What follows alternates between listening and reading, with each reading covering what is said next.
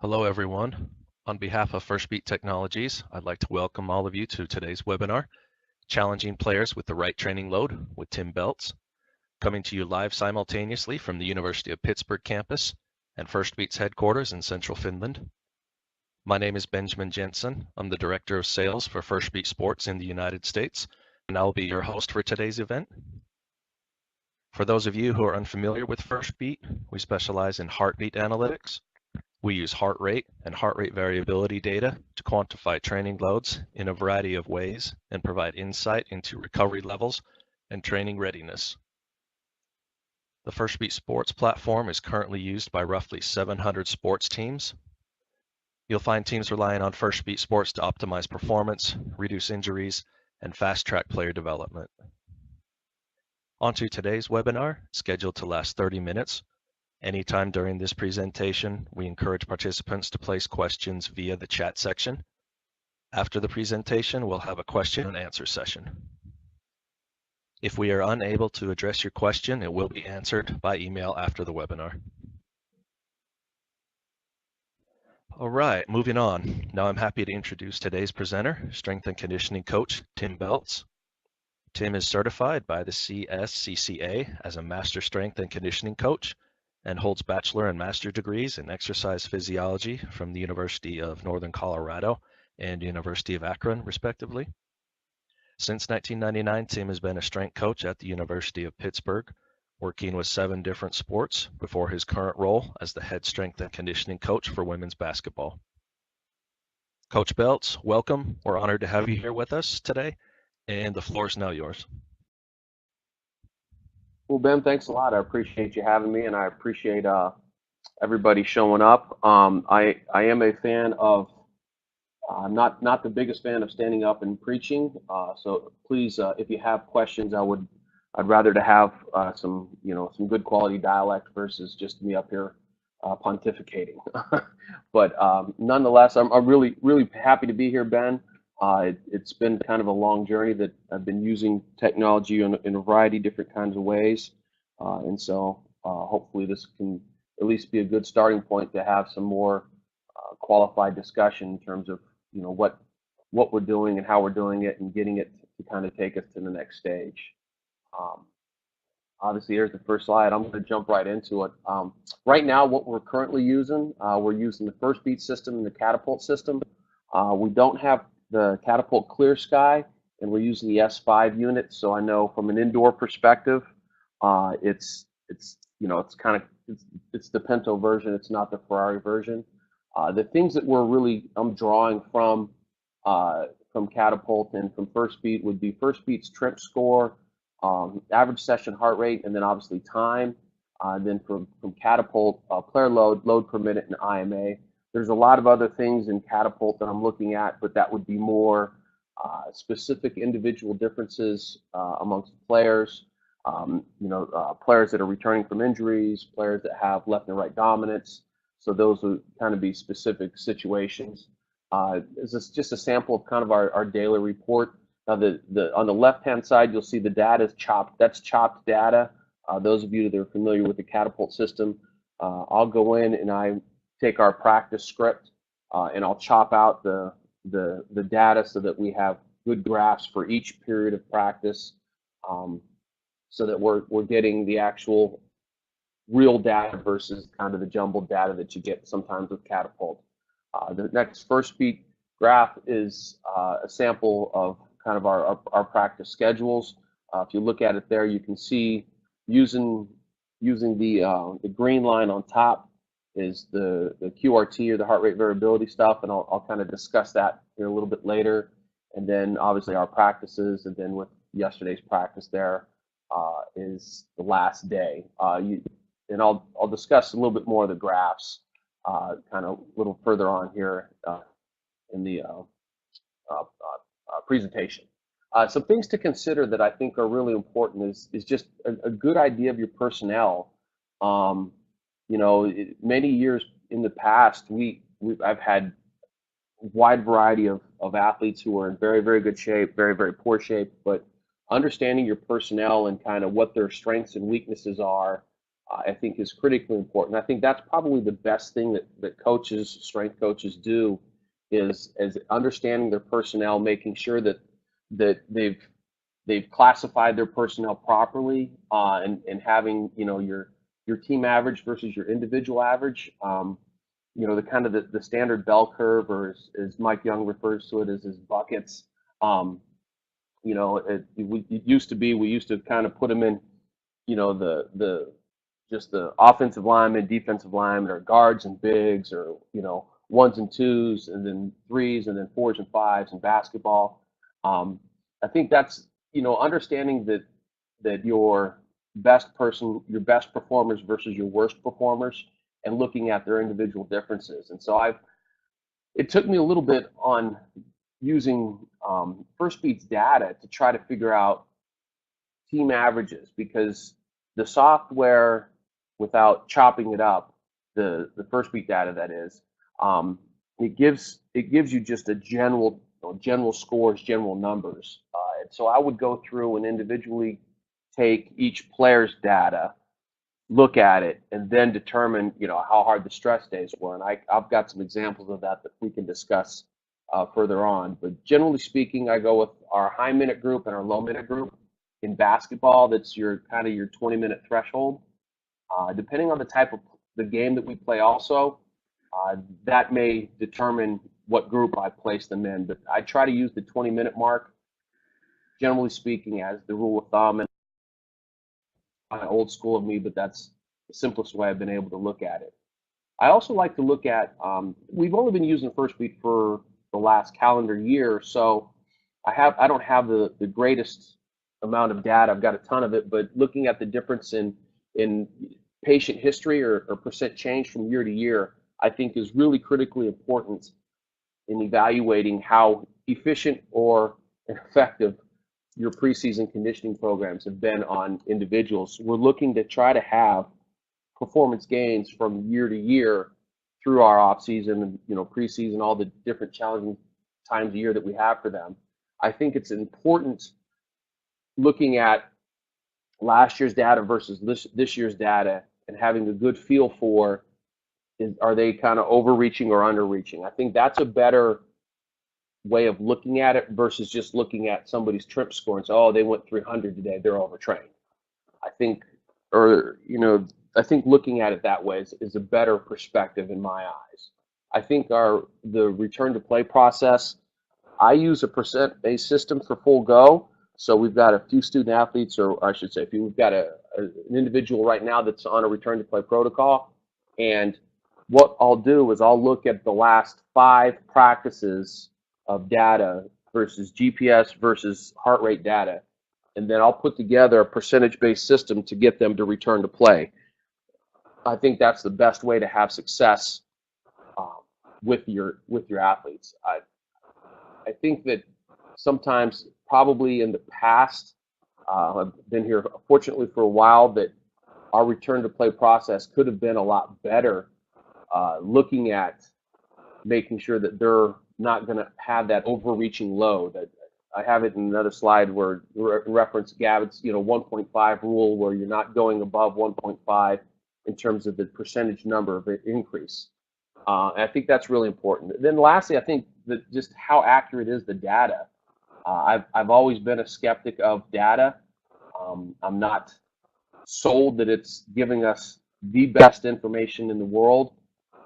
Especially like if you're looking at heart rate variability, which could be a completely separate topic on itself. I just had a discussion with a colleague the other day on the high frequency, low frequency, and whether or not they aren't getting, systems aren't getting the data correctly.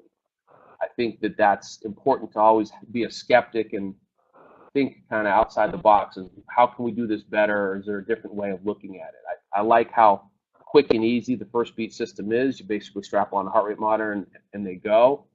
But I also understand that there's a certain level of limitation there. And I know that there's a lot of, it's basically high-end math. It's where it's different levels of algorithms for your RMSSD numbers. And I am a big fan of the old school.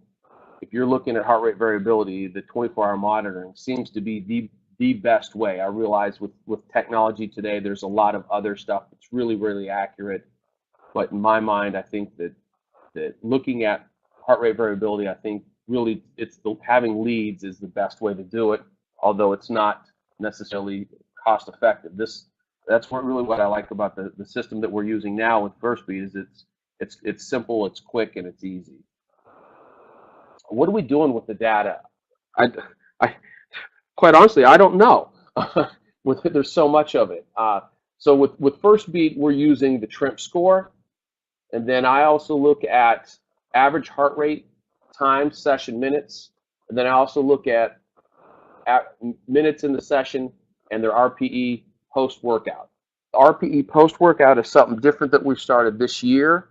I got the idea from the high performance symposium out in Colorado Springs at the Olympic Training Center. I just thought it was a different way of looking at perceived exertion from the workout. I try to keep things super simple, and then looking at the QRT and post-session RPE have been a good way of looking at the data and are we fatigued, aren't we fatigued. But when I say keep things simple, I try to make sure that every single day during a warm-up, I roll through our personnel and I'm asking them questions about how they're feeling, where they're sore at, and trying to determine from conversation with them, are they sore from the training and practice? Are they sore from what we're doing in the room? And that's really, I think, the easiest way to keep things simple. You don't need technology for any of that. It's just simple conversation. And I really think that that's critically important in determining how athletes are feeling, because a lot of the times they'll tell me stuff that they may not tell other people in the warm-up. And that's a good idea in making sure that they're fresh. GPS-wise, we're doing weekly IMA totals. I do look at some of the jump band heights. I haven't had a lot of success in being able to determine success and failure with training load with that, and I just simply because our personnel, we've changed out our personnel from last year to this year. We've got 6 new bodies, so it's roughly half of your group. I do like the left-right comparison that GPS gives you. I think it's important in looking at your athletes for their dominant and non-dominant side. I like obviously the weekly totals for jumps, IMA, and then your left-right comparisons. I think it's really important, especially with return to play. I think that's where it can be used the most with our athletes. Oh, sorry, here I've messed up the slides. So ideas for weekly load. I think that for us, it varies a lot, and I'll go into the time of the year, but I think an average TRIMP score should be between the 200 and 270 mark for us. I realize everything is individual specific for a women's basketball team at the Division I level. This is what we're seeing, and I think that there's a huge margin here, and I'll get into the different times of the year and different types of conditioning modes and modalities that we'll use to get to certain loads and levels. Our average is between 200 275, session heart rate between 144 and 170. Our time is from 45 minutes to about 145 total minutes. A weekly total is around 1250, or 7-day total is around 1540. Looking at player load, obviously 400 to 700 load per minute, 4.9 to 6.2. The 4.9 to 6.2 is really important because it does give you session intensity, and obviously there's different drills that we'll have throughout practice that you can map in, and that will give you a really good feel for how stressed, how overtrained, how undertrained the session is or isn't. And I think it's important for me from a conditioning standpoint in looking at preparing our student athletes for practice. I look at the preseason as the opportunity to prepare them to practice for 2.5 hours. We're not looking to be in the best shapes of our lives. We're looking to get them used to or to accommodate the demands and loads for a 2.5-hour practice. And I think that's really critically important. I like IMA because it's a lot of change of direction, obviously, with basketball. That's critically important, especially their ability to change ends of the floor. A weekly load, and then our weekly player load, and then weekly IMA. At the bottom would be next slide. how do we alternate our fitness intensity appropriately for human performance optimization? Putting the data to work for us.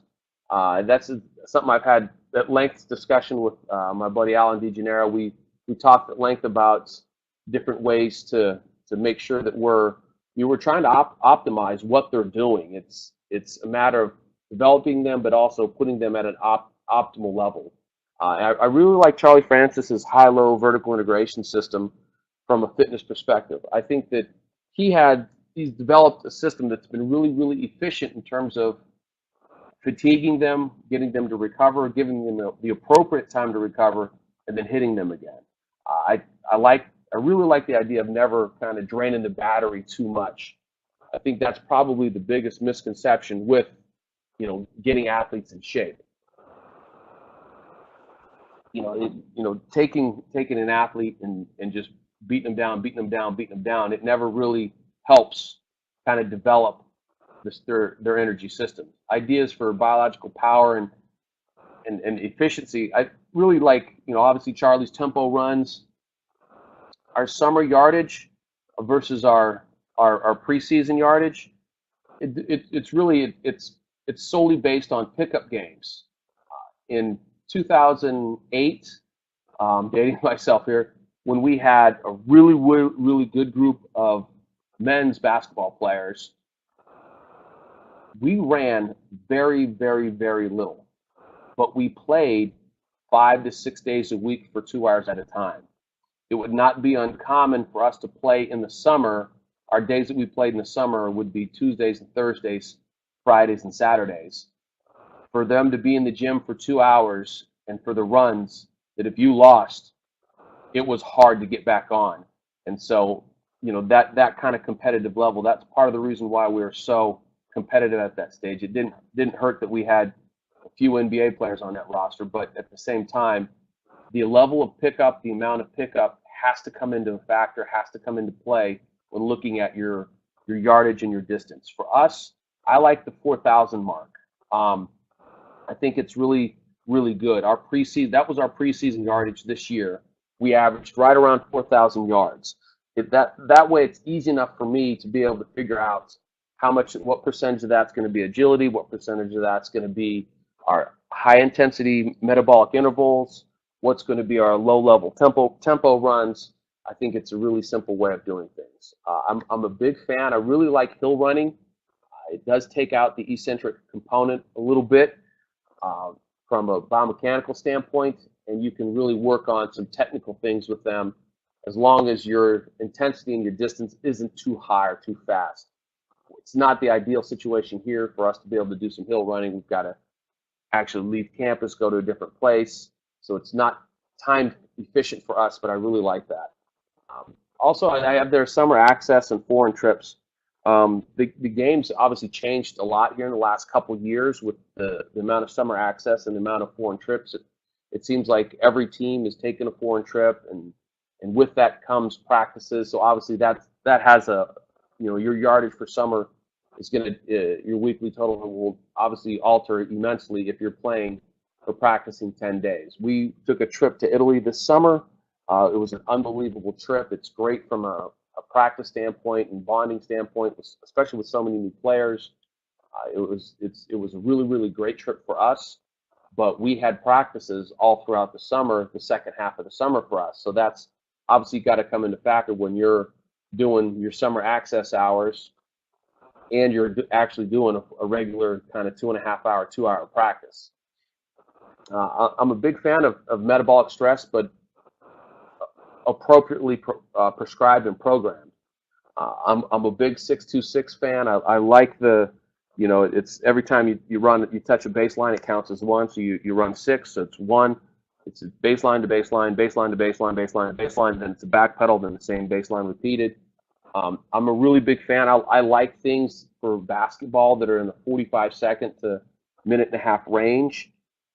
I like the old school ladders where we'll just run like 7 baselines and give them 42 seconds rest and then run 5 baselines, or reverse it, run 5 then 7, 5 then 3s, 3s then 5s, whichever way you go. But I always will do a hard dose where it would be a 7 and a 5, followed by sufficient recovery time.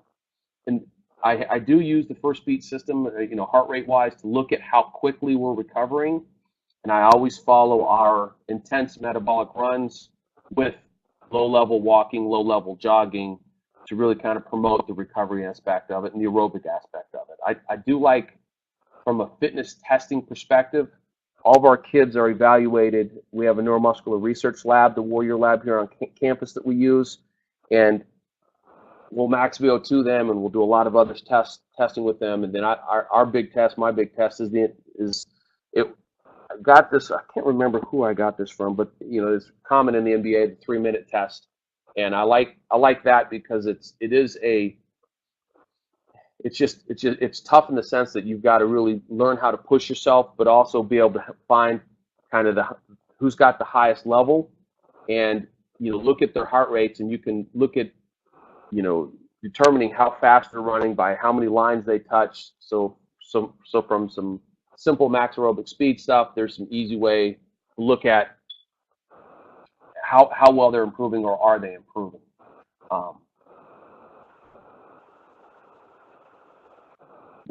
What does the normal question here? What does a normal week of practice look like, training-wise, in terms of light days, heavy days? I'm gonna go back here. So this would be an example of what I like is a step-down approach, and here would be a more moderate day, harder day of practice, a lighter one. You step down, you step back up, and then a step down, and then a step back up. To me, that's a good flow of a hard day versus an easy day. And I can do the math here quickly and look at our percentage drop. You just bear with me 1 second. Technology here is not my forte. But looking at our trim score, if you look at the score on that Saturday scores, our Saturday score there was only 127. The previous day was 187. You're looking at basically 67% of that. So to me, that's a good step down approach. That's what a good day, good data looks like when you're looking at kind of the high versus the low. We've had some other days that are obviously higher and lower, and I think also you don't always follow that high-low approach. I mean, there's been many days where teams didn't do the way they wanted to the night before. That following day they come in, and it's okay. It's going to be a hard day today. We've got a lot of work to do, and that's sometimes with team dynamics. You're going to go off the cuff. You're going to do something that's a little bit more difficult, much more challenging. And that's where sometimes with technology you don't want to take away what coaches do really, really well. And I've not been a big fan of technology taking away what players take away their strengths. I think that's probably the biggest turnoff for technology is taking away what players do well. I've got a question here. How long do the analytics for each practice take? For me, I spend about 15 minutes between Catapult and Firstbeat. I take all their data. I take the 3 data points that I use from Catapult, and I take the 3 data points that I use from Firstbeat. I import it into an Excel spreadsheet, and it's basically 15 minutes. Sometimes chopping up the GPS data takes a little bit longer. How do we monitor workloads in basketball with the irregular game schedule? It's a really good question. For non-conference play, it's much harder to do because we kind of play whenever. During league play, we play on Thursday, then we play again on Sunday. So it's a set schedule. Monday's going to be our off day, so we have a really good rhythm, really good flow. I think having a really good head coach is critical in this, that we're not overworking them and we're keeping their batteries fully charged. I think that's the most important part. Another question: we work for a coach who consistently wins but suffer a lot of soft tissue injuries. I think really looking at, when saying that we're old school, I'm old school just based on my age, but I think that being able to integrate technology is just the way things are going. you've got to get on board with what's available, what's out there, and being able to find the right load. I mean, heck, back in the day when it wasn't so long ago when we would hit 4 days, 5 days in a row going into a preseason game in camp. That's the sign of time. So things, having a coach that's set in their ways. I mean, I'm setting my ways in a lot of things, so I can understand that aspect of it. But I think the injuries speak for themselves. If you're having a lot of soft tissue issues or soft tissue injuries, then there's something going on with programming, whether it's the intensity of practice, it's the intensity in the room. There's a lot of factors that play into that. And I think that by identifying, like, this is a weakness of ours, because coaches understand we got to be able to, the old football strategy, we got to be able to get them to Saturday. They understand that. And I think that would be the best way of approaching it, in terms of, hey, we've got to get this kid to Saturday. How do we do it? I think those would be a great way to have kind of the right ideas about getting them to change. Um, I've got a Okay, couple thanks. questions. Yeah, I was going to say thanks, Coach. Let me hop in here and just say, and I wanted to highlight the three previous questions. So just the variety we've got here, that was from an athletic trainer, that was from a Division I head coach, and obviously you saw from a strength coach working with D1. So we got quite the variety here. The other one I did hopefully wanted to have you address was, what are your thoughts on RPE collection if you don't have access to objective data? I think, honestly, I think it's probably the best information to get. Just from everybody that I've talked to, everybody that I've spoken with, that's collecting data. This is kind of what we're all doing. Who knew so long ago that'd be collecting data and doing high level mathematics. I really wouldn't call what I'm doing high level, but doing mathematics is basically what we're doing. We're looking at data collection. Um, I think RPE speaks volumes. I think there's nothing better. Now, a lot of people will say, well, most kids will say it's between 6 or 7. Once you get through the initial kind of fight of data collection with them, you're going to get some. I mean, I get some 4s and 5s, because they're used to telling me how they feel. Initially I got, oh, it's 8, 7, 9.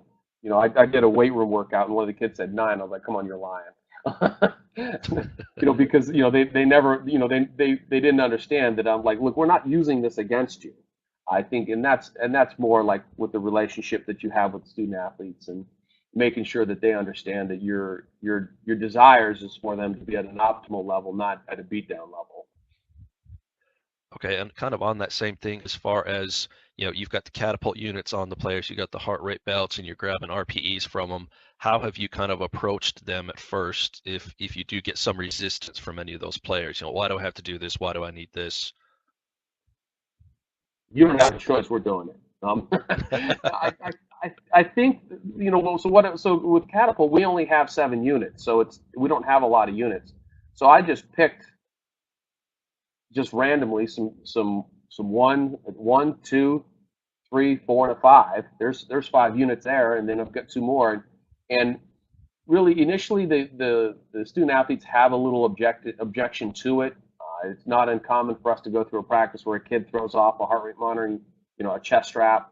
So I get them not being compliant in that aspect of it. But we have really, really good kids. We started off our Firstbeat journey, Ben, when we had, we got the Firstbeat system off of a research study that we did with Ben, and the cardiology clinic across the street from us. So it was, we're looking at from really kind of from a safety standpoint, we're looking at the functions of the heart throughout the season, and the stress and the adaptation that it changes throughout the year, which is kind of a separate deal. But being able to look at, from a health perspective, they understand that we're trying to do what's right for them.